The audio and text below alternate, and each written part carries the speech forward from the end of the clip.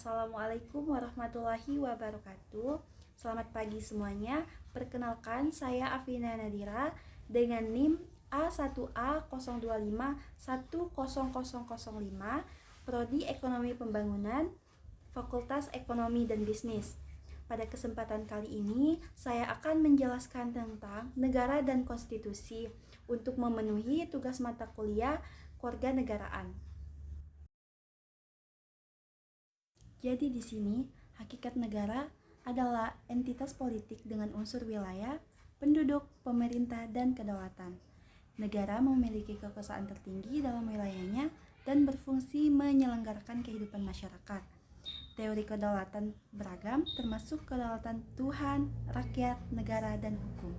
Menurut Max Weber, definisi negara adalah negara sebagai entitas yang memiliki monopoli atas penggunaan kekerasan fisik dalam suatu wilayah tertentu. Dalam hal ini, negara dikenal sebagai entitas yang memiliki monopoli atas kekerasan. Definisi Max Weber memiliki beberapa poin penting. Pertama, dia menekankan bahwa negara adalah satu-satunya pihak yang memiliki kewenangan eksklusif untuk menggunakan kekerasan fisik secara sah dalam suatu wilayah tertentu.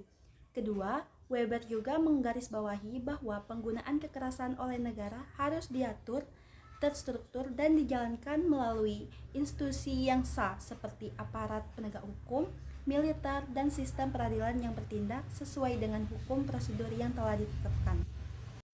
Unsur-unsur pembentukan negara. Ada beberapa unsur-unsur pembentukan negara. Yang pertama, wilayah. Wilayah adalah suatu ruang geografis yang menjadi batas negara. Batas-batas wilayah yang jelas baik di darat, laut, maupun udara. Yang kedua, penduduk. Warga negara yang tinggal dalam wilayah atau sekelompok orang yang hidup secara permanen di suatu wilayah dan tunduk pada peraturan negara tersebut. Ketiga, pemerintahan. Pemerintahan adalah organisasi yang mengatur negara, suatu sistem pemerintah yang memiliki kekuasaan tertinggi untuk mengatur rakyatnya memiliki kedaulatan baik ke dalam maupun keluar. Yang keempat, kedaulatan. Jadi, kedaulatan adalah kekuasaan tertinggi dalam suatu negara untuk mengatur diri sendiri tanpa campur tangan dari luar. Ketiga, kedaulatan. Kedaulatan mengandung aspek internal, yaitu kekuasaan dalam negara untuk mengatur dan mengawasi urusan dalam negeri, seperti aspek eksternal yang mengandung hubungan dengan negara lain tanpa campur tangan asing. Kedaulatan sendiri bersifat mutlak dan tidak boleh dibatasi oleh pihak lain. Kedaulatan adalah kekuasaan tertinggi di dalam negara yang bersifat asli, permanen, tunggal, dan tidak terbatas untuk membuat dan melaksanakan hukum.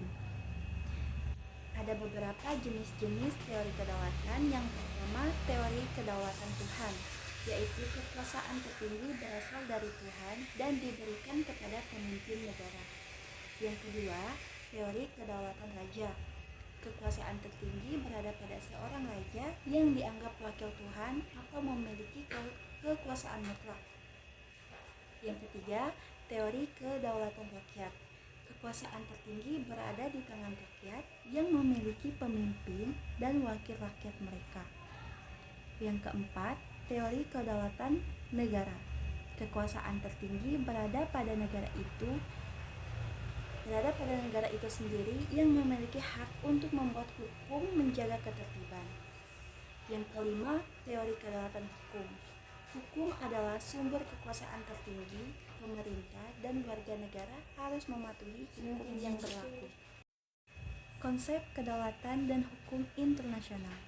Kedaulatan internal adalah kekuasaan tertinggi suatu negara di dalam batas wilayahnya sendiri, termasuk hak untuk membuat undang-undang, penegakan hukum, dan memungut pajak. Yang kedua, kedaulatan eksternal. Hak negara untuk bebas dari campur tangan asing dan diakui sebagai entitas yang setara oleh negara lain dalam hubungan internasional.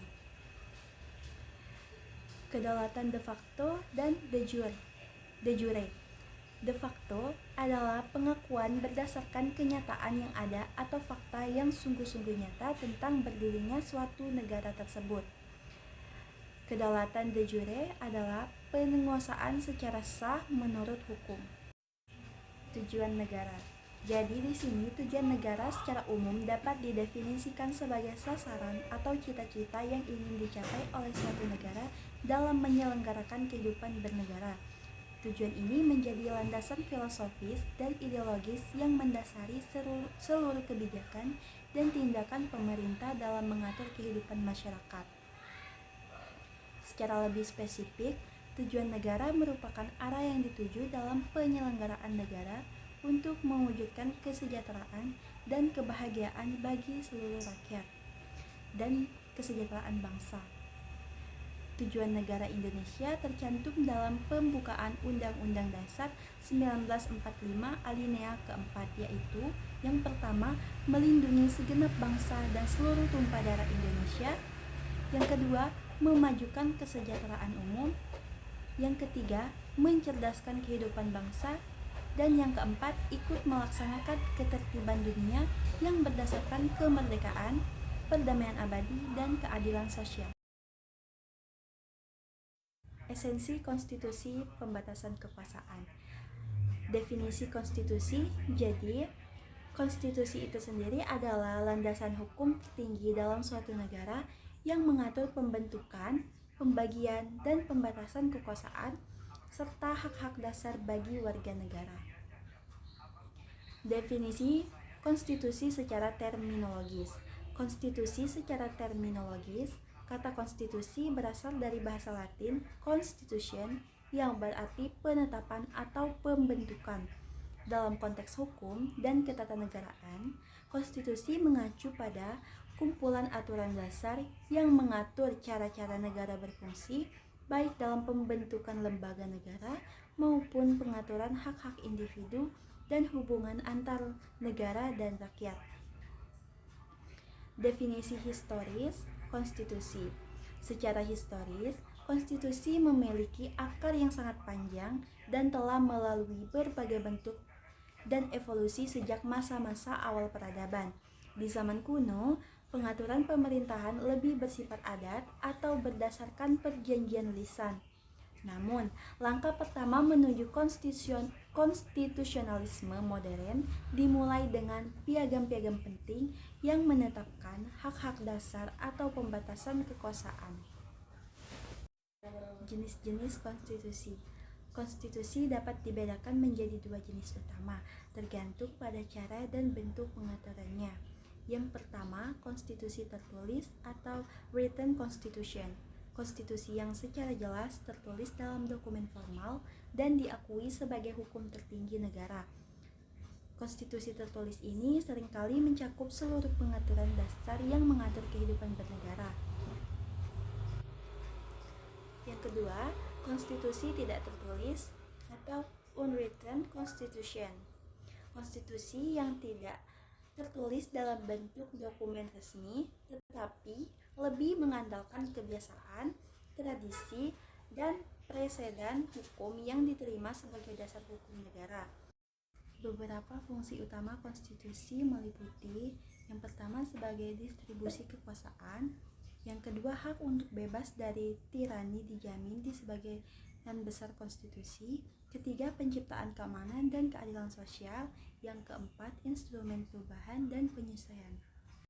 Trias politika. Trias politika adalah suatu sistem kekuasaan pemerintahan negara yang terdiri atas eksekutif, legislatif, dan yudikatif. Tiga sistem kekuasaan tersebut sangat berperan penting dalam mengelola roda pemerintahan. Konsep trias politika berasal dari bahasa Yunani yang artinya politik tiga serangkai. Menurut Montesquieu, ajaran trias politika dikatakan bahwa dalam tiap pemerintahan negara harus ada tiga jenis kekuasaan yang tidak dapat dipegang oleh satu tangan saja, melainkan harus masing-masing kekuasaan itu terpisah. Penerapan konsep trias politika dalam sistem pemerintahan Republik Indonesia berdasarkan Undang-Undang Dasar 1945. Yang pertama, sebelum amandemen, dapat dipahami bahwa lembaga negara atau lembaga pemerintah dalam sistem pemerintahan Republik Indonesia berdasarkan Undang-Undang tahun 1945 sebelum amandemen ada 6, yaitu MPR, Presiden, DPA, BPK, dan MA. Lembaga-lembaga tersebut memegang kekuasaan negara masing-masing berdasarkan ajaran Trias Politika yang membagi kekuasaan negara menjadi 3, yaitu legislatif, eksekutif, dan yudikatif. Sesudah amandemen, sedangkan lembaga negara atau lembaga pemerintah dalam sistem pemerintahan Republik Indonesia berdasarkan Undang-Undang Dasar tahun 1945 sesudah amandemen ada 7, yaitu MPR, DPR, Presiden, BPK, MA, dan MK. Lembaga-lembaga tersebut memegang kekuasaan negara masing-masing berdasarkan ajaran Trias Politika yang membagi kekuasaan negara menjadi 3, yaitu legislatif, eksekutif, dan yudikatif. Maka dari 7 yaitu MPR, DPR, DPD, Presiden, BPK, MA, dan MK. Hubungan simbiosis negara dan konstitusi. Hubungan simbiosis negara dan konstitusi adalah hubungan antar negara dan konstitusi bersifat simbiosis mutualisme. Artinya, keduanya saling membutuhkan dan saling memberikan manfaat. Negara adalah objek fisik dari kekuasaan, sementara konstitusi adalah cetak biru atau hukum tertinggi yang memberikan bentuk dan legitimasi pada kekuasaan negara tersebut. Jadi, negara tanpa konstitusi adalah kekuasaan yang liar dan absolut. Konstitusi tanpa negara yang berdaulat adalah dokumen tanpa daya ikat. Keduanya harus ada dan berfungsi secara harmonis untuk menciptakan pemerintahan yang sah, teratur, dan demokratis. Jadi kesimpulan dari materi yang saya paparkan adalah eksistensi negara modern yang demokratis adalah hubungan simbiosis mutualisme antar negara dan konstitusi. Negara adalah pemegang kedaulatan dan kekuasaan tertinggi yang tanpa adanya konstitusi hanyalah sekumpulan norma tanpa daya paksa. Sebaliknya, konstitusi adalah instrumen hukum tertinggi yang memberikan legitimasi kepada negara dan menjadi satu-satunya cara untuk memberlakukan pembatasan kekuasaan yang efektif. Melalui konstitusi itu sendiri, prinsip kedaulatan rakyat diwujudkan, struktur kekuasaan diorganisasi, serta hak asasi manusia dijamin dan dilindungi.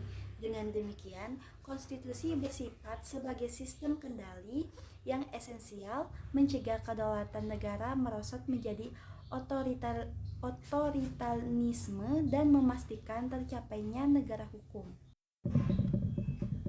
Sekian materi yang dapat saya sampaikan, lebih kurangnya mohon maaf. Wassalamualaikum warahmatullahi wabarakatuh.